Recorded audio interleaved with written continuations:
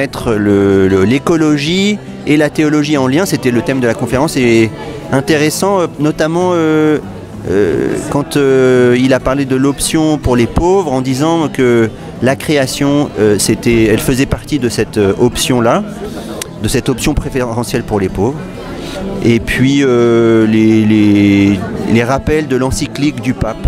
Voilà. C'est la confirmation d'une exigence qui nous appartient à tous de faire changer les choses, hein, parce qu'on voit avec les deux interventions les enjeux importants. Comme quoi tout était lié avec la religion, la nature, les animaux et l'homme.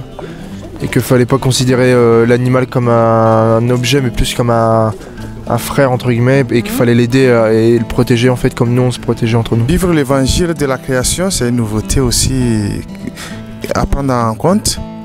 Savoir que nous avons la création entre nos mains, Dieu a remis la création entre nos mains, nous devons en prendre soin, nous devons la protéger si nous voulons vivre aussi longtemps sur la terre. Et je pense que c'est important que l'Église se saisisse de ce sujet et donc voilà, je souhaite soutenir cette initiative qui me semble très utile.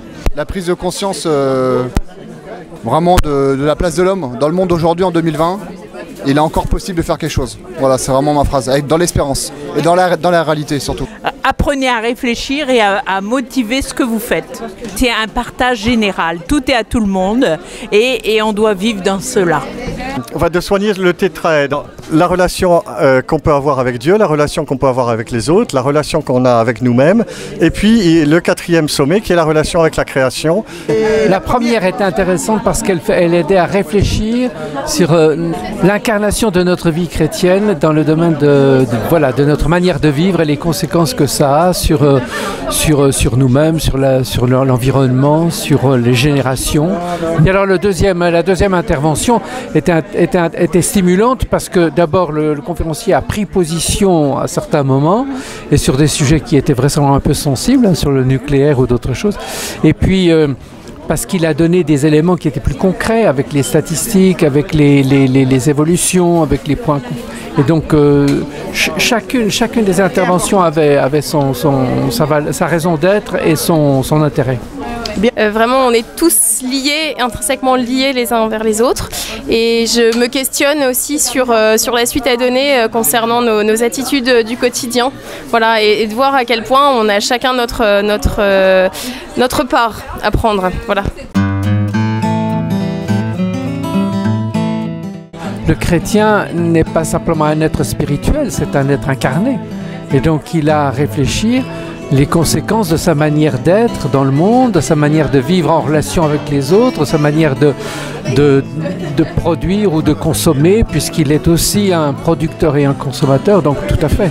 La première chose, c'est qu'effectivement, je peux reconnaître qu'il y a beaucoup de merveilles autour de moi, et du coup, en ça change déjà beaucoup. Les choses sont déjà ancrées grâce à ma foi. On est tous interdépendants et c'est bien de se le rappeler, parce que quelque part, je pense qu'on le sait tous. Mais c'est bien de se le rappeler et puis de se rappeler que Dieu est là en fait dans tout ça. La semaine prochaine, on va faire une action là, à Compiègne pour faire signer une pétition pour que les discussions à l'ONU soient soutenues par des citoyens pour dire qu'il faut que ça change, cette impunité des multinationales. Église verte, ça veut dire on prend en compte notre prochain, on met en place tout ce qui a trait avec Sainte Françoise d'Assise, c'est-à-dire le respect de l'environnement, le respect même aussi au niveau le tri, voilà, le tri des poubelles, la consommation d'électricité. On n'utilise plus les couverts en plastique, on utilise des couverts normaux. Et là, on a quoi d'autre, même au niveau des homélies de nos prêtres, ils essayent d'utiliser des termes qui sont adéquats à tout le monde et on n'exclut personne dans la façon de prêcher. Spécialement à Saint-Joseph, nous faisons la messe avec des personnes qui souffrent d'un handicap et ils sont très présents dans notre communauté. Il y a ça qu'on prend et il y a aussi la question du migrant auquel on fait attention. Clairement. Double ration pour les animaux à Noël. Ah oui. Et sur nos dates aussi, la vie et beauté, admire-la.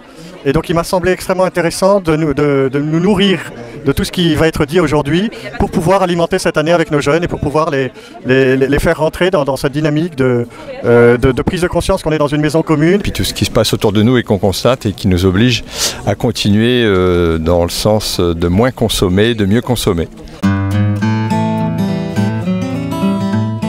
Mettre un peu plus d'écologie dans notre vie professionnelle, notre vie personnelle, en vivant de manière cohérente avec nos valeurs, etc. Et donc notamment on a parlé de tout ce qui pouvait se mettre en place comme le zéro déchet, mais aussi comment inclure un peu plus l'humain dans notre vie pour moins d'individualisme.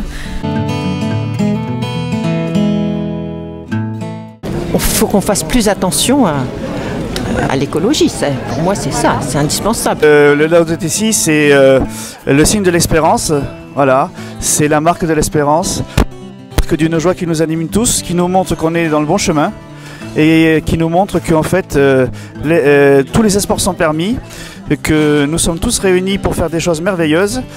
Maintenant il n'y a plus qu'à se mettre en marche.